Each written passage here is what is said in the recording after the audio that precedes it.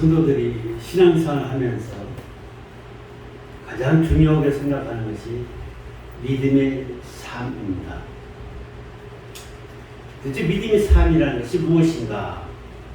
히브리서 11장 6절의 말씀을 보면은 하나님께 나아가는 자는 반드시 주님이 계신 것과 주님이 상 주심을 믿어야 할지라고 얘기했습니다. 믿음의 삶이라는 것은 한마디로 주님을 의지하고 주님께 주시는 은총 속에서 살아가는 삶이 믿음의 삶이라고 할 수가 있습니다. 오늘 본문 나와 있는 요셉이야말로 바로 하나님께서 주신 은혜 가운데 믿음으로 산 대표적인 인물이 아닌가 그런 생각을 해봅니다. 요셉은 여러분도 아시다시피 계속되는 모함과 유혹 속에서도 그 시험과 유혹을 다 물리쳤습니다. 끝내는 놀라운 은혜 은총을 요셉이 받게 되는 거죠. 큰 제국의 총리라는 이 지위까지 올라가게 됩니다. 이것은 뭐냐? 한마디로 요셉의 믿음이야말로 어떤 환경이나 처지에서도 하나님을 의지하였다는 것입니다. 요셉이 솔직히 자기의 앞날이 어떻게 될지는 전혀 알 수가 없었습니다. 하지만 그는 그래도 내가 믿는 내 하나님께서 나를 형통한 삶의 길로 이끌어 주실 것이라는 확실한 믿음이 있었던 것입니다. 그 가운데 하나님을 의지하고 나아갔던 것입니다. 솔직히 요셉이 생애가 편안한 가운데 삶이 행복한 삶을 누리느냐? 그건 아닙니다. 여러분도 아시다시피 요셉은 어린 나이부터 역경과 시련을 겪었습니다. 그 가운데서 하나님께 믿음을 인정받았고 또한 그 속에서 하나님께서 그를 위대하게 사용하여 주신 것입니다. 우리의 처지와 형편은 요셉에 비한다면 아주 편안하게 이룰 바가 없는 거죠. 오늘 이 시간에 제국의 총리가 된 요셉의 생애에 대해서 함께 은혜를 나눠보도록 하겠습니다. 첫째로 요셉은 그의 출생과 하나님의 섭리입니다. 그는 야곱의 12형제 중 11번째 아들로 태어났습니다. 야곱이 가장 사랑하는 라헬의 아들로 태어난 거죠. 또한 하나님께서는 그를 믿음으로 인정했다는 말씀이 나옵니다. 그러면서 함께 했다는 겁니다. 본문 2절 3절 말씀에 보게 되면 여호와께서 요셉과 함께 했으며 여호와께서 그와 범사에 형통케 하심을 보았더라고 말씀하고 있습니다. 형통한 삶은 하나님과 함께 하심으로 하나님께 주시는 삶의 역사가 되는 것입니다. 요셉이 하나님부터 믿음을 인정받았을 때 형통한 삶을 살아갈 수 있는 그런 축복을 받게 된 것입니다. 사실 우리가 엄밀히 따졌을 때 요셉에게 제국의 총리가 되는 그 높은 지위까지 올려주었습니다. 만약에 한 개인을 위한 것이었다면 하나님께서 총리까지 주실 일은 아마 없었을 것입니다. 하지만 하나님의 뜻은 다른 데 있었던 거죠. 고난을 통해서 형통한 삶을 그에게 허락하셨고 창세기 50장 20절 말씀에 보면은 이러한 말씀이 나옵니다. 형들에게 얘기합니다. 당신들이 나를 헤아려 하였으나 하나님께서 나를 선한 마음으로 바꾸어 주셨고 오늘과 같이 많은 백성들을 다 생명을 구원하는데 있었다는 것입니다. 그러니까 자기 자신 하나의 영예뿐만이 아니라 거기에 속해 있는 많은 사람들의 생명을 구원하시기 위해서 요셉을 그 높은 지위까지 올려주셨다는 것입니다. 사실상 요셉의 입장을 한번 생각해 봅시다. 형들에 의해서 구덩이에 던짐을 당합니다. 또한 노예 상인들에게 팔려갑니다. 구덩이에 빠지고 손발이 묶인 채로 끌려가는 도중에 무슨 원대한 꿈을 가지고 있었겠습니다.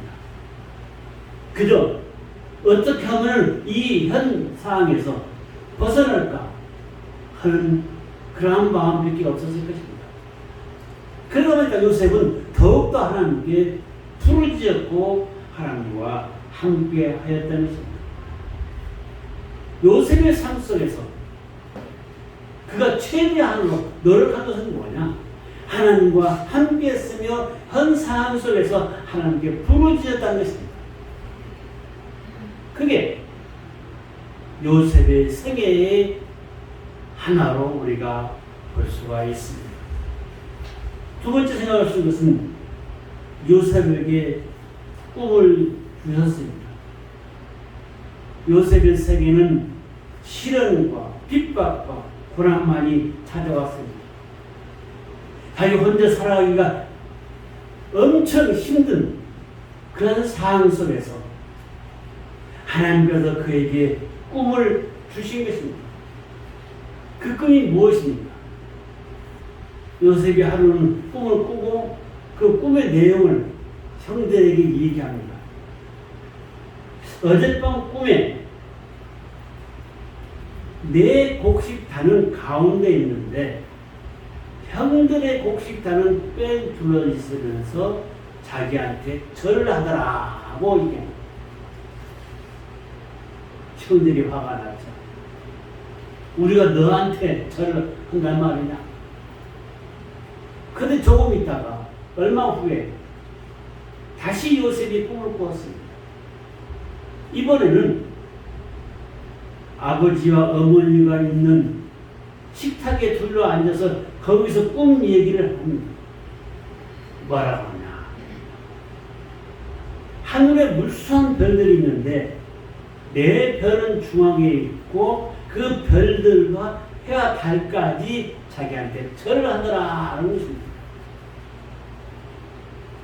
그러니까 요셉의 아버지가 얘기합니다. 그렇다면 우리 모두가 너한테 절을 하는 것이냐? 한번 형들도 어이가 없었던 거죠. 하지만 요셉의 아버지는 그걸 마음속에 새겼다고 얘기해주고 있습니다. 내가 정말로 왕이 돼서 우리 모두가 너한테 절을 했다는 것이냐?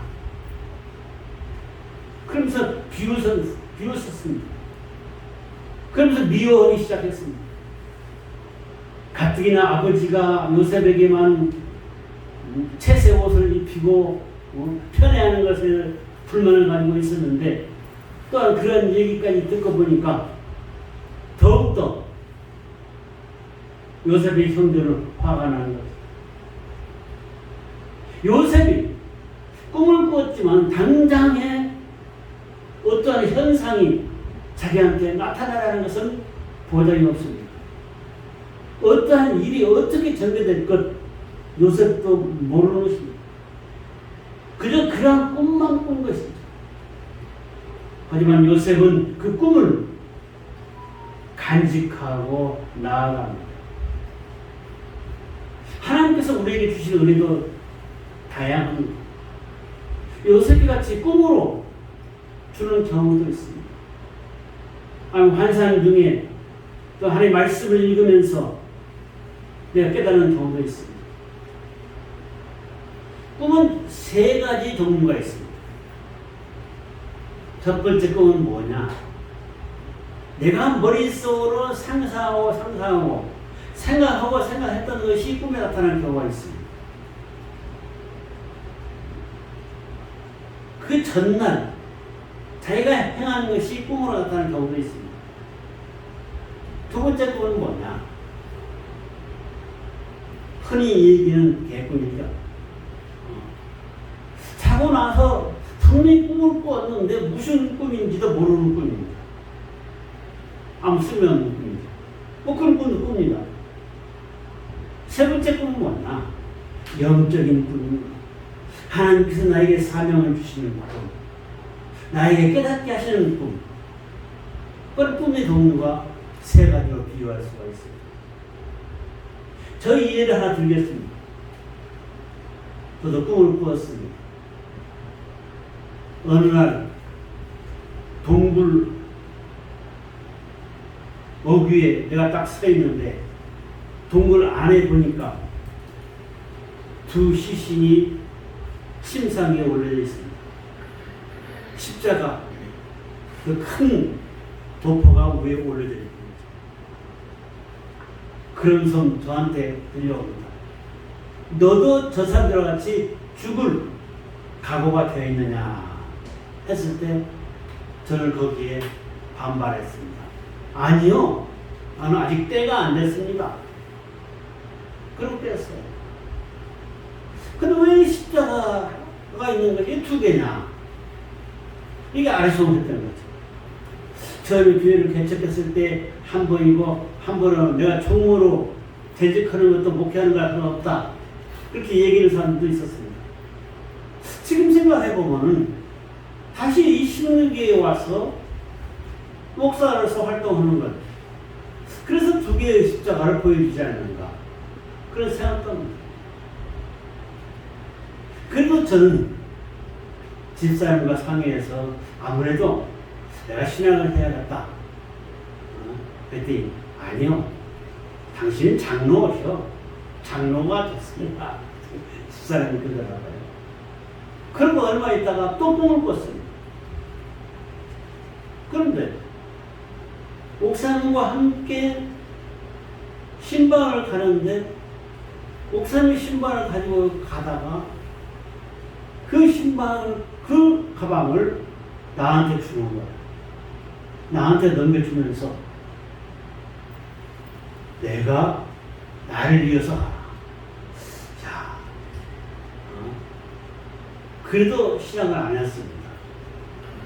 근데 그 다음에 갑작스럽게 몸에 엄청난 괴로움이 찾아온 거예요. 고통이 찾아오는 거예요.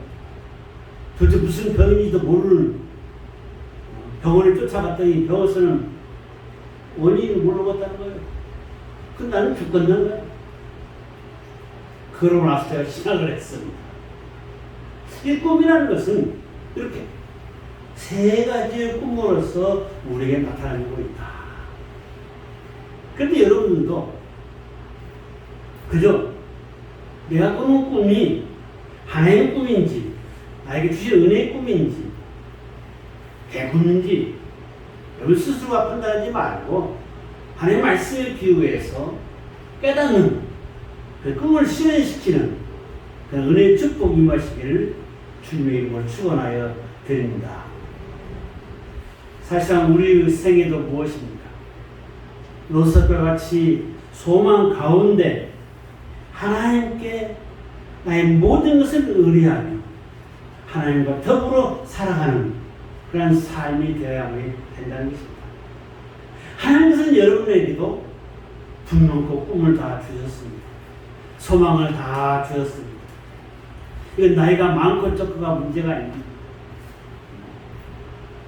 갈렙은 85세에 그는 자기의 꿈을 실현시킵니다. 하나님께 주신 은혜는 바로 지금 현재 당장 나에게 어떠한 영광이 나타나느냐 내가 알 수가 없습니다. 없을 수도 있습니다. 하지만 하나님 때가 되게 되면 분명코 축복하여 주신다는 것입니다. 그렇기 때문에 우리가 소망 중에 기도가 있다면 그 기도가 이루어질 걸로 믿고 꿈을 실현시키기 위해서 더욱더 불을 잇는 그러한 삶이 되어야만이 되는 것입니다. 세 번째로 꿈을 이루기 위해서 요셉에게 주시는 시련입니다. 조금 전에도 말씀드렸지만 요셉은 꿈을 꿨지만 무엇이 어떻게 전개될지 전혀 모르고 있었습니다. 하지만 요셉이 그 각가지 그 시련은 그 시련을 통해서 제국의 총리가 되는 놀라운 역사가 하나님의 역사가 일어나게 됐던 것입니다. 한번 돌이켜 생각해 봅시다. 요셉이 형들이 양을 치러 간 도단에 찾아갔습니다. 형들이 봤을 때 동생이 올라오고 있습니다. 그럴 때 모의를 합니다. 아버지가 요셉만 편애하고 저 자식이 건방지다. 그러니 저 녀석을 죽이자. 국리 끝에 깊은 구덩이에 던집니다. 요셉이 깊은 구덩이에 던짐을 당했지만 그 구덩이 속에는 요셉만 있었던 것이 아니라 요셉에게 꿈을 주고 요셉을 역사하시는 하나님과 함께 있었다는 것입니다. 그러니 그 하나님이 요셉을 죽일 리가 없죠. 형들의 마음을 바꿉니다. 죽일 필요까지는 뭐가 있느냐? 차라리 돈 받고 팔자 해서 요셉을 돈 받고 상인한테 팝니다. 상인이 요셉을 또 어떻게 했습니까?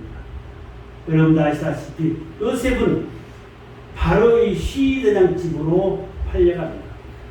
보디발의 집으로 노예로 팔려간 것. 구덩이에 빠진 것, 거기서 건집을 당하고 보디발의 집으로 팔려갔습니다. 하지만은 요셉은 어떻게 했습니까? 거기서도 열심을 다했습니다. 하나님과 함께하는 그러한 믿음을 보여줬습니다. 자기가 맡겨진 바 일을 열심을 다했던 것입니다. 주인으로부터 신망을 얻습니다. 그런데 날벼락 같은 사건이 터집니다. 보디발의 아내가 요셉이 준수하고 잘생겼기 때문에 유혹을 합니다. 하지만은 요셉은 뿌리친 것. 보디발의 아내가 화가 났습니다. 거짓말로 합니다. 저자가 나를 검탈을 했다. 그걸 고합니다. 보디발이 화가 났습니다. 그걸 감옥에 넣었습니다. 억울한 자지 없는 거죠. 아무런 죄가 없는 이 요셉은 팔을 집어넣어 몰려가지고 감옥에 끌려간 것입니다. 하지만은 그것도 모든 것이 하나님의 계획 속에 있었다는 것입니다. 거기서 장관 하나를 만납니다. 그 장관이 자기한테 꿈 얘기를 합니다. 그 꿈을 해몽해 줍니다. 그 사람은 살아났습니다. 보디발의 집에서나 감옥에서나 그는 하나님께 부르짖었고 하나님과 함께 했으며 하나님의 역사하심을 믿었던 것입니다. 만약에 요셉이 감옥에 갇히지 않았더라면 총리가 될 수 없던 거죠. 바꿔서 말씀드립니다. 우리가 살면서 시련을 겪습니다. 고난을 겪습니다. 그 속에는 분명히 하나님의 은혜와 은총이 있다는 것입니다. 하나님은 여러분들을 좋은 조그마한 상자 속에 집어넣고 이 상자 속에 살기만을 원하시는 것이 아닙니다. 더 넓은 세상에서 더 큰 것을 향하여 더 큰 꿈을 이루기 위해서 여러분을 주장하고 계시는 것입니다. 그러니까 우리는 바람만 쳐다보고 만족하는 삶을 사는 것이 아니라 미래를 바라보면서 더 큰 꿈을 향해서 나아가야만이 된다는 것입니다. 현재의 고난과 고통과 역경이 있다 치더라도 이것은 더 큰 은혜의 축복을 나한테 주기 위함이라는 것입니다. 네 번째로 요셉에게 드디어 소망이 이루어집니다. 요셉을 향하신 하나님의 뜻이 드디어 나타나기 시작합니다. 하루는 바로 왕이 꿈을 꿨습니다. 이 꿈이 되게 망측한 꿈입니다. 자기네 술사들을 보고 꿈을 해몽하라. 해몽을 못합니다. 근데 거기에 장관이 하나 있었죠. 요셉이 감옥에 있을 때 당신은 3일 만에 다시 복권을 할 것입니다. 알려준 그 장관이 바로 왕에게 얘기합니다. 꿈을 아주 현명하게 해석하는 청년이 하나 있습니다. 그 청년한테 이걸 물어보면은 분명히 답이 있을 것입니다.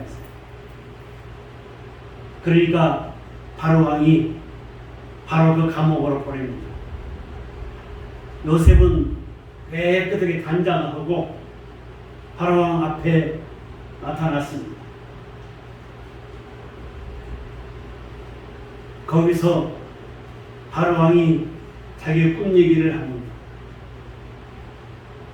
요셉이 명답을 내놓습니다. 7년 동안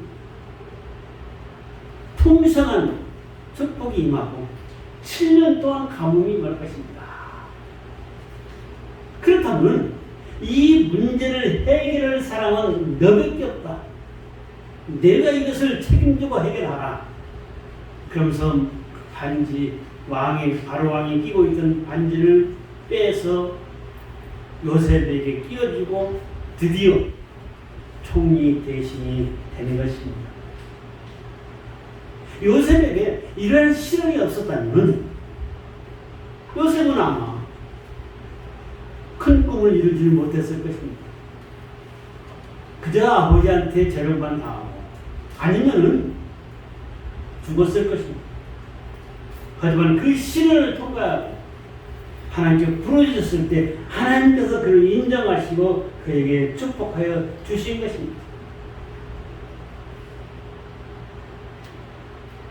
야고보서 1장 12절 말씀에 보면은 시험을 참는 자는 복이 있나니 이것에 옳다 인정하심을 하는 후에 주께서 자기를 사랑하시는 자들에게 약속하신 생명의 멸류관을 주실 것이라고 얘기하고 있습니다.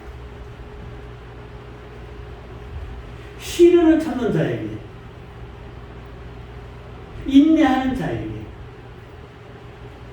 절망 속에 빠지지 아니하고 하나님과 함께하는 자에게 하나님께서는 축복하여 주신다는 것입니다. 우리가 당하는 고난은 고난이 아닙니다. 초대교회 성도들은 목숨까지도 불사하고 예배를 드렸습니다. 하나님과 함께 했습니다. 우리 삶 속에서 가장 중요한 것은 우리도 요셉처럼 그런 믿음을 가지고 승리하여만이 된다는 것입니다. 결론으로 말씀을 드리겠습니다. 요셉은 하나님의 은총을 한 몸에 받았으며 또한 어릴 적부터 아버지부터 편애를 받았습니다. 물론 그로 인해서 요셉은 형들의 미움을 사서 노예로 팔려갔습니다. 그러나 오히려 후에 공궁에 빠진 그의 아버지와 어머니와 형제들을 구원시킵니다. 요셉의 인간성은 또 어땠느냐? 비록 그가 노예로 인해서 보디바라의 집에 팔려갔지만은 거기서 자기의 일을 열심히 다했습니다. 그 일꾼들한테 인정을 받았습니다. 감옥에 끌려갔습니다. 감옥에 갇힌 속에서도 그들에게 또한 인정을 받았습니다. 간수들에게 인정을 받았습니다. 또한 죄수들에게도 인정을 받은 것입니다. 바로 이 요셉이야말로 신뢰가 받을 정도로 덕망이 높은 사람이었다는 것입니다. 덕망이 두터운 사람이 요셉이었다는 것입니다. 요셉은 자기에게 찾아온 온갖 시련에 원망치 아니했습니다. 하나님을 의지했고 범죄하지 아니했습니다. 보디발의 집에서 가정 충무로 있으면서 재산을 빼돌릴 수도 있지만은 전혀 그렇지 않았습니다. 보디발의 아내의 유혹에 넘어갈 수도 있었지만은 하나님과 함께하는 그에게 그것은 해당이 안 되었던 것입니다. 모든 시련과 유혹을 물리쳤던 것입니다. 그러한 가운데 절대로 원망치 아니하고 꿋꿋이 자기의 일을 행해 나갔던 것입니다. 하나님은 창세기 39장 2절에서 이렇게 말씀하고 있습니다. 하나님께서 요셉과 함께 하셨다. 또 23절에서는 감옥에서도 요셉과 함께 하셨다. 하나님과 함께하는 자는 승리한다는 것입니다. 그렇다면 하나님은 누구와 함께하느냐? 하나님은 하나님을 의뢰하고 하나님께 의지하는 자에게 함께하십니다. 하나님께 소망을 두는 자에게 함께하십니다. 나의 닥쳐있는 시련을 참는 자에게 함께하십니다. 하나님과 함께한다는 것은 곧 승리와 축복입니다. 성도 여러분, 요셉의 삶 속에서 나타나는 것은 무엇입니까? 요셉은 생애 속에서 어떠한 처지와 형편 가운데서도 하나님과 함께했고 하나님께 기도했고 하나님께 모든 것을 맡기며 하나님을 의지했던 것입니다. 그러한 하나님에게 하나님께서 요셉에게 축복하여 주신 것입니다. 연단 후에 축복하여 주신 것입니다. 우리는 지금 현재 삶에서 만족해서는 안 됩니다. 우리는 더 큰 것을 사모하고 더 큰 것을 향하여 나아가야만이 되는 것입니다. 하나님께 의지하고 하나님과 함께하며 하나님과 동행하십시오. 그러면서 더 큰 미래를 향해서 하나님께 부르짖으십시오.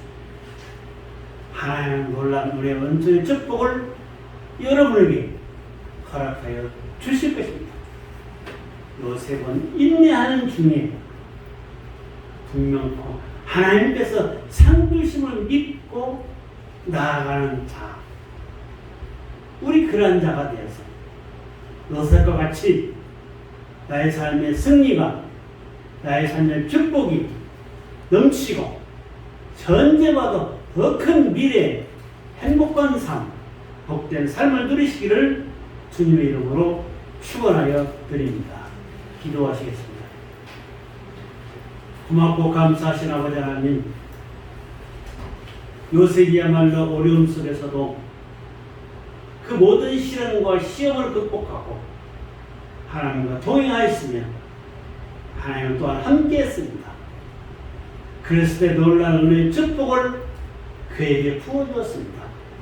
아버지 하나님, 저희들도 요셉과 같이 더 큰 미래를 향해서, 더 큰 꿈을 향해서 나아가길 원합니다. 어떠한 상황 속에서도 주님께 더욱더 의지하며 주님과 동행하면서 미래의 더 큰 행복한 삶, 복된 삶을 누리게 하여 주시옵소서.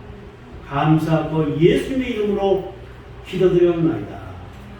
아멘.